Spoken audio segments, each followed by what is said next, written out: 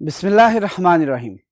अस्सलामुअलैकुम dear students, I am professor Waqar Ali. आज हम lecture number 3 chapter number 7 database fundamentals में से कुछ टर्मिनोलॉजीज जो कि डेटाबेस में इस्तेमाल की जाती हैं उनको स्टडी करेंगे। सबसे पहले देखते हैं कि कौन कौन सी टर्मिनोलॉजीज हैं जो कि डेटाबेस में इस्तेमाल की जा रही होती हैं। यहां पर सामने आपके लिस्ट जो सी अवेलेबल है। फॉर एग्जांपल फर्स्ट टर्मिनोलॉजी जो सी हम देखेंगे वो आपकी कौन सी है, टेबल और रिलेशन की। सेकंड रिकॉर्ड, टपल या रो कहते हैं। थर्ड वन फील्ड, एट्रीब्यूट या कॉलम कहते हैं। Fourth one file, fifth one view, sixth one data type and seventh one is a की। कहते हैं ये 7 टर्म्स हैं जो कि डेटाबेस में आपकी बार बार इस्तेमाल हो रही होंगी। लिहाजा डेटाबेस को डिटेल में डिस्कस करने से पहले हमें इन टर्म्स को क्या कर लेना चाहिए, थोड़ा सा डिस्कस कर लेना चाहिए। चलिए वन बाय वन इसको क्या करते हैं, आप डिस्कस करते हैं। सबसे पहले बात करते हैं टेबल और रिलेशन। टेबल की बात अगर हम रूटीन में करें, हम क्या कहते हैं, कहते हैं रोज और कॉलम का जो इंटरसेक्शन होता है, जो एक ग्रिड बना होता है, बेसिकली वो क्या कहलाता है, टेबल कहलाता है। कहते हैं लेकिन कहते हैं ओरिजिनली बेसिकली किस पर्पस के लिए इस्तेमाल की जाता है, कहते हैं a file that contain data about an entity. कहता है वो फाइल जो कि क्या कह रही होती है, कंटेन करती है डेटा अबाउट एन एंटिटी।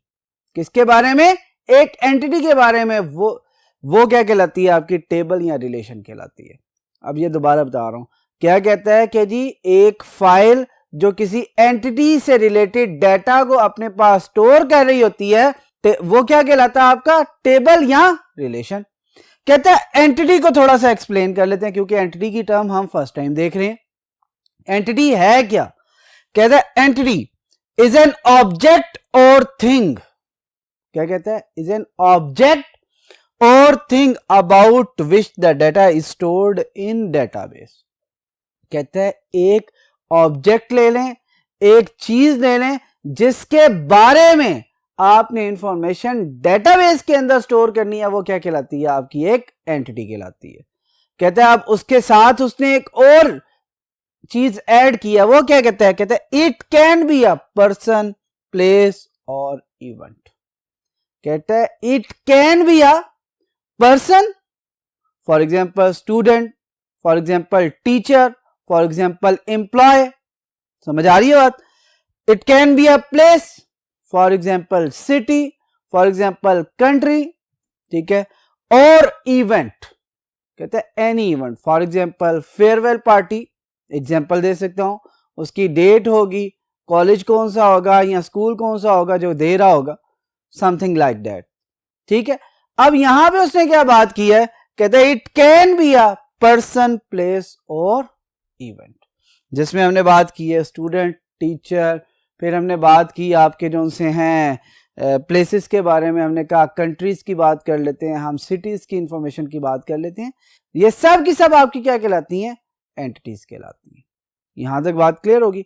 अब यहां तक हमने क्या अभी देखा है, हमने क्या है कि टेबल या रिलेशन क्या होता है, एक फाइल ही होती है लेकिन वो किसी एंटिटी से रिलेटेड डाटा को अपने पास स्टोर कर रही होती है। फिर हमने जो स्टार्ट किया, हमने क्या कहा था, जो टेबल होता है वो basically in the form of rows and columns होता है, यानी कि जो डेटा इसके अंदर स्टोर हो रहा होगा वो ऑर्गेनाइज हुआ होगा किस फॉर्म में, रोज एंड कॉलम्स की फॉर्म में। और जो मेन चीज है, कहता है टेबल तो हम उसे कहते हैं, कहते हैं in relational database. Relational database की बात क्यों कर रहे हैं ज्यादा, क्योंकि हमारे कोर्स के अंदर सबसे ज्यादा जो हमने काम करना है वो किसका करना है, रिलेशनल डेटाबेस का करना है।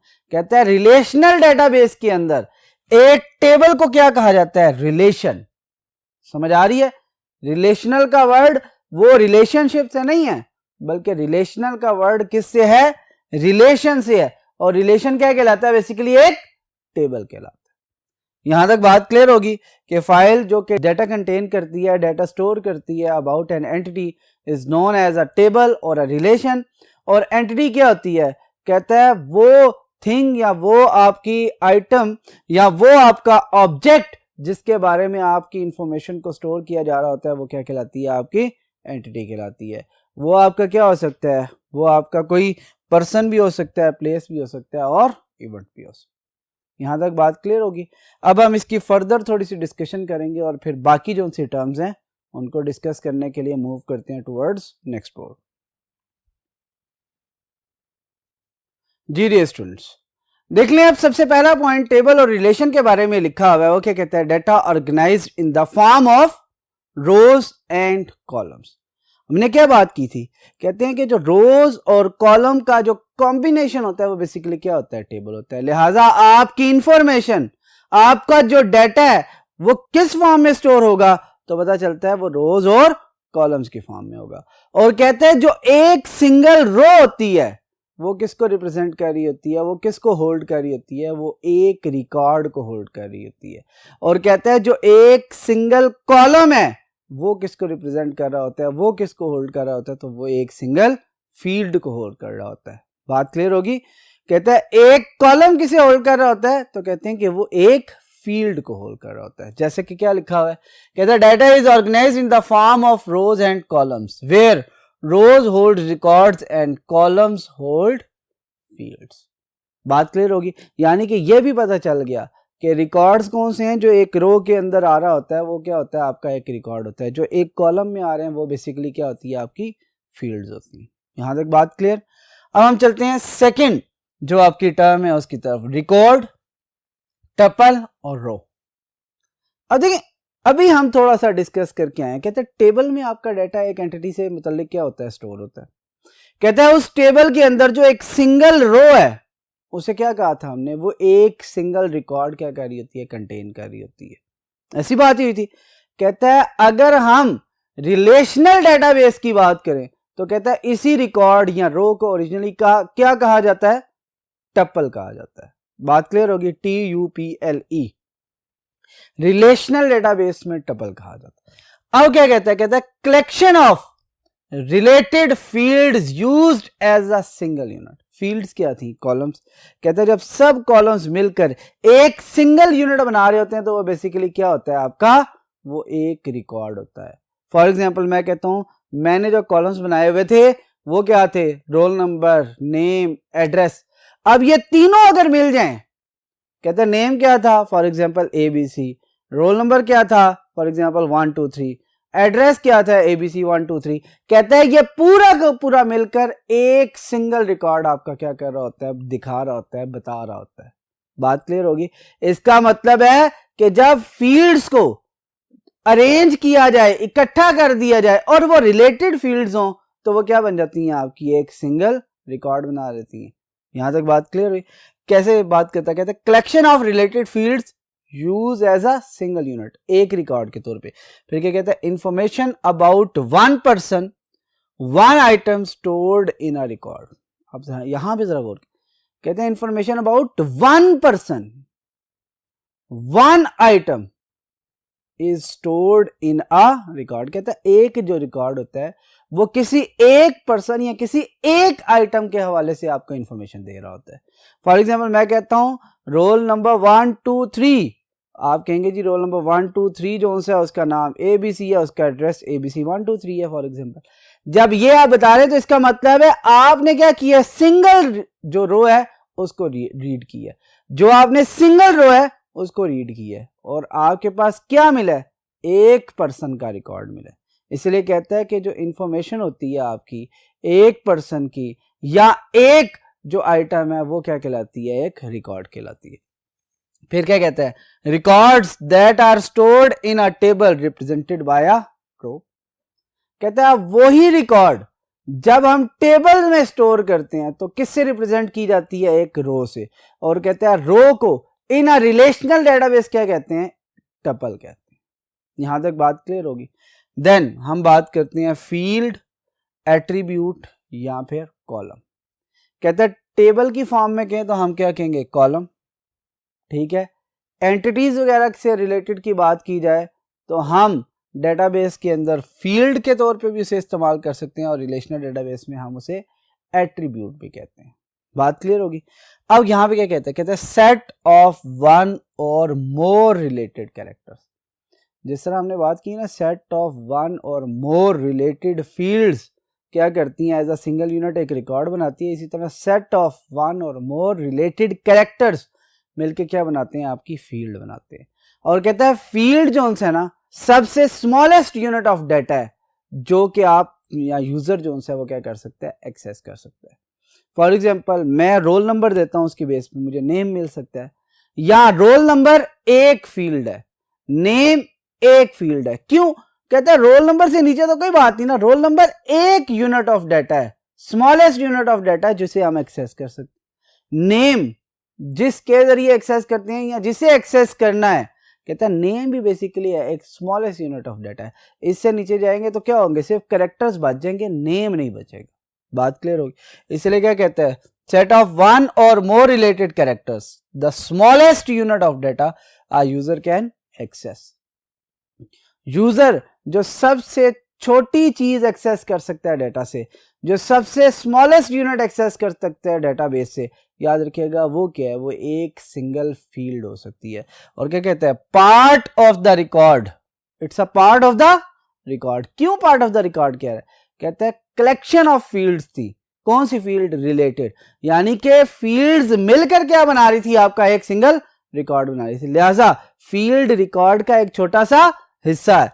कहता है that and contain a single piece of data. और कहता है एक सिंगल पीस ऑफ डाटा को अपने पास क्या स्टोर करी होती है, एक सिंगल पीस ऑफ डाटा को क्या करी होती है, अपने पास स्टोर करी होती है। जैसे कि रोल नंबर है, एक पीस ऑफ इंफॉर्मेशन है, नेम एक पीस ऑफ इंफॉर्मेशन है, एड्रेस एक पीस ऑफ इंफॉर्मेशन है। इन सबको कंबाइन कर दें, ये फील्ड्स है ना, सबको कंबाइन कर दें तो क्या होगा, एक रिकॉर्ड आपके पास आ जाएगा। बात क्लियर हो रही है ना।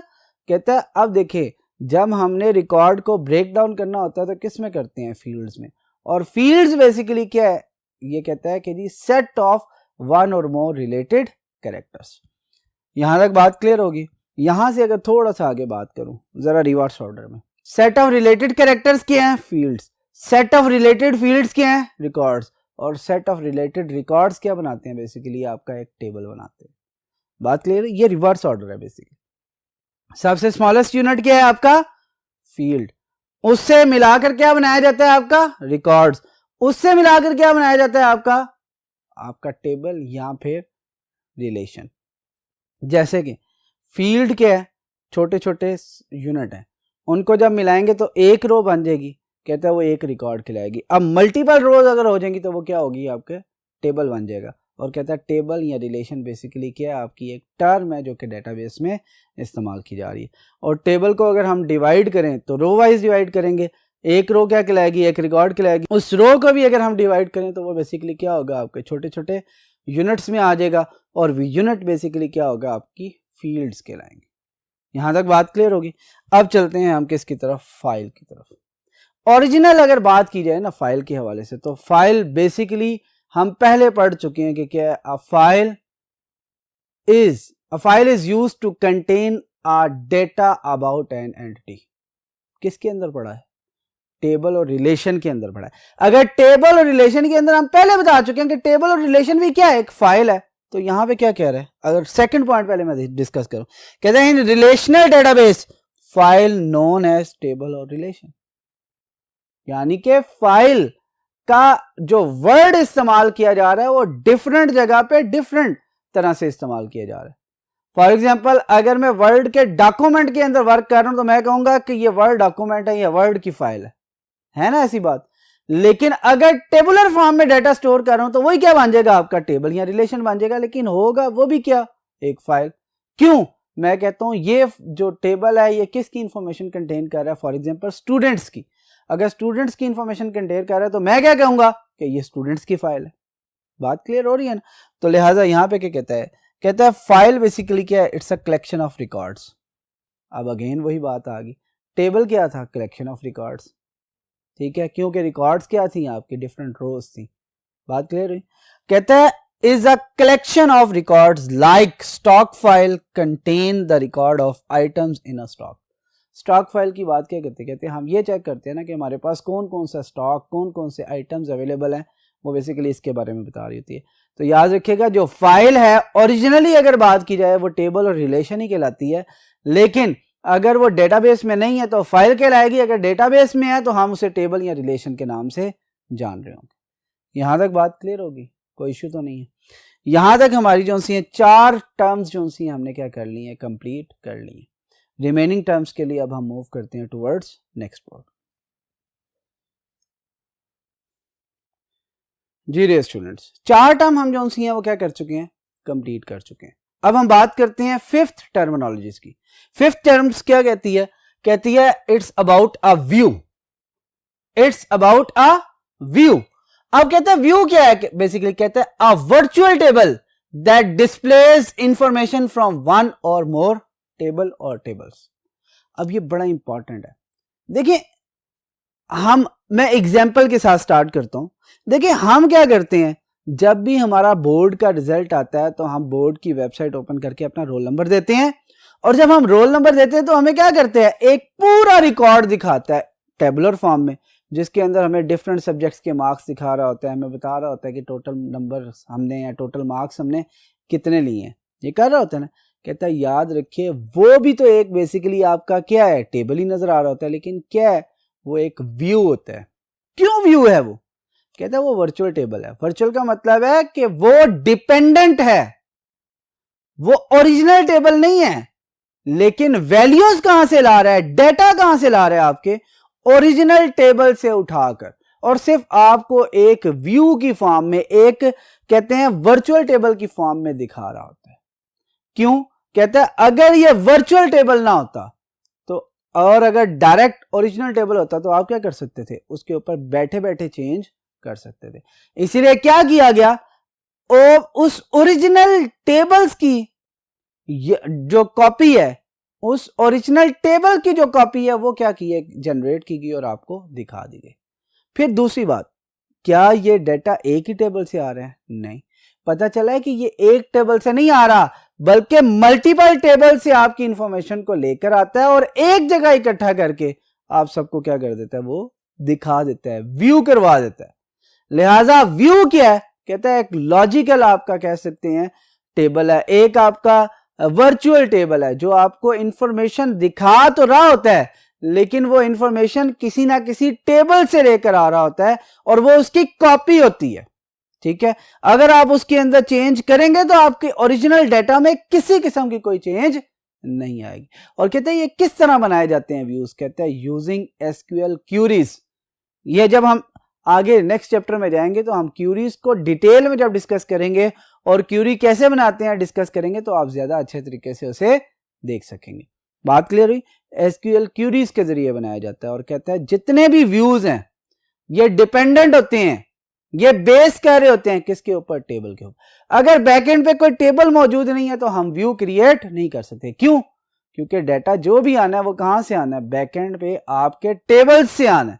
क्यों, क्योंकि सारे के सारे रिकॉर्ड्स कहां पे पड़े हुए हैं, आपके टेबल्स के अंदर। लिहाजा याद रखिएगा व्यू जोन से बेस कर रहा है, डिपेंड हो रहा है किसके ऊपर, आपके टेबल्स के ऊपर। अगर टेबल आपके मौजूद है, उनके अंदर डाटा मौजूद है, रिकॉर्ड्स मौजूद है, तो ये आपका क्या हो सकता है, जनरेट हो सकता है, अदरवाइज ये जनरेट नहीं हो। यहां तक बात क्लियर होगी। अब बात करते हैं डेटा टाइप की। क्या कहता है, every field in a table assigned a data type. कहता है जितनी भी टेबल के अंदर आप फील्ड्स यानी कि कॉलम्स होती हैं उनको डेटा टाइप जो सी है असाइन की जाती है, उनको डेटा टाइप क्या की जाती है, असाइन की जाती है। क्यों, देखिए ना, आपने डिफरेंट फील्ड्स के अंदर डिफरेंट टाइप्स ऑफ डेटा रखना होता है। फॉर एग्जांपल अगर मैं बात करता हूं रोल नंबर की, तो रोल नंबर क्या है, एक नंबर होना चाहिए ना, लिहाजा उसकी डेटा टाइप में मुझे नंबर्स का बताना चाहिए।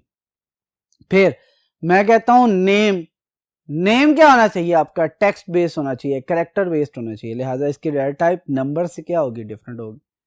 फिर सम टाइम आपसे क्वेश्चन किए जाते हैं डिफरेंट फॉर्म्स के अंदर, आर यू मैरिड, इसका आंसर क्या है, यस नो, या ट्रू फॉल्स, या 0 1।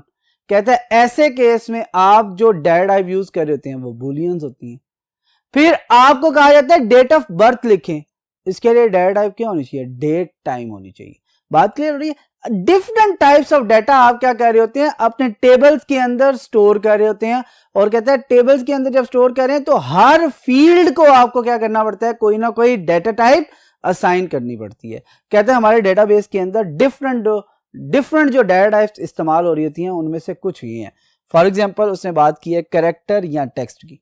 कहता है कैरेक्टर या टेक्स्ट क्या किस पर्पस के लिए इस्तेमाल किया जाता है? कहता है यूज टू स्टोर टेक्स्ट और combination of text and numbers. यानी कि ये सिर्फ कैरेक्टर्स को भी स्टोर करने की परमिशन देता है या कैरेक्टर्स के साथ नंबर को भी अगर आप ज्वाइन करना चाहें तो आप कर सकते हैं कैरेक्टर या टेक्स्ट के अंदर। दूसरी कौन सी है? कहते हैं नंबर्स। नंबर्स किस पर्पस के लिए इस्तेमाल किए जाते हैं? कहता है यूज टू स्टोर नंबर्स। अब नंबर्स हमारे पास दो तरह के होते हैं, एक रियल नंबर्स होते हैं जो पॉइंट के साथ यहाँ आ रहे होते हैं जिसमें डेसिमल पॉइंट आ रहा होता है, जैसे 5.5, 3.14, 99.8, ये जो पॉइंट्स वाली वेरी। और कुछ आपके क्या होते हैं? कंप्लीट नंबर्स होते हैं, इंटीजर्स जिन्हें कहा जाते हैं, 1, 2, 9, 11, 15, 17, 100, ये सारे के सारे आपके क्या है? कंप्लीट नंबर है। कहते हैं नंबर्स को स्टोर करने के लिए आप कौन सी डाटा टाइप यूज कर रहे होते हैं? नंबर्स। फिर बुलियन। कहता है बुलियन में क्या है? कहता है यूज फॉर ट्रू और फॉल्स वैल्यू।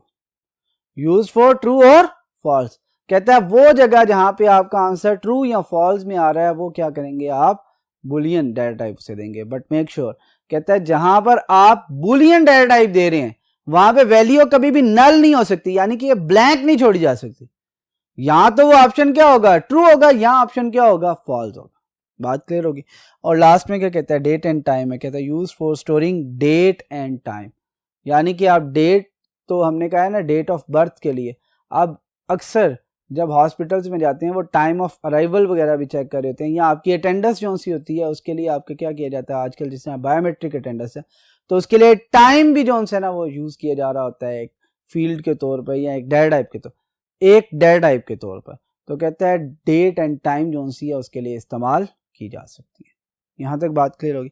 लास्ट बात करते हैं की। व्हाट इज अ की का एक पूरा टॉपिक भी है जो कि हम स्टडी करेंगे, लेकिन यहां पर सिर्फ हम एक टर्म के तौर पे इसे पढ़ेंगे। की क्या है? कहता है की के बारे में कहा जाता है it's an attribute that is used to find a record और रिकॉर्ड्स। कहता है एक एट्रीब्यूट या फील्ड जो कि इस्तेमाल की जा रही हो, किस पर्पस के लिए? कोई चीज फाइंड करने के लिए। क्या चीज फाइंड करने के लिए? था रिकॉर्ड या रिकॉर्ड्स को फाइंड करने के लिए। कहां से? डेटाबेस के टेबल्स में से। कहता है टेबल्स में से अगर आप कोई भी चीज सर्च करना चाह रहे हैं, कोई भी चीज फाइंड करना चाह रहे हैं, तो वो किस बेस पे कर रहे होते हैं? कहता है किसी फील्ड को लेके कर रहे होते हैं, और वो फील्ड बेसिकली क्या कहलाती है? आपकी की कहलाती है। यहां तक बात क्लियर होगी। आज जो हमने टॉपिक रीड किया है उसमें हमने 7 डिफरेंट टर्मिनोलॉजीज जो सी हैं वो डिस्कस की हैं जो कि डेटाबेस में इस्तेमाल की जाती हैं, जिसमें सबसे पहले हमने टेबल और रिलेशन की बात की, फिर हमने जो उनसे आपका रिकॉर्ड, ठीक है, टपल या रो की बात की, फिर हमने बात की आपकी जो सी है वो फील्ड की, एट्रीब्यूट की या कॉलम की। उसके बाद हमने जो सी बात की थी वो आपकी की थी फाइल की, फिर हमने बात की व्यू की, फिर हमने बात की। ठीक है, तो ये डिफरेंट जो सी टर्म्स थी जो कि हमने तमाम की तमाम इस्तेमाल की हैं, जो तमाम की तमाम हम इस्तेमाल करेंगे ड्यूरिंग द डेटाबेस टॉपिक्स। ठीक है, ये सारी की सारी टर्म्स आपको बहुत अच्छे तरीके से याद होनी चाहिए। उम्मीद है कि आज का लेक्चर आपको समझ आ चुका होगा। इंशाल्लाह नेक्स्ट लेक्चर में आपसे फिर मुलाकात होगी। अल्लाह हाफिज।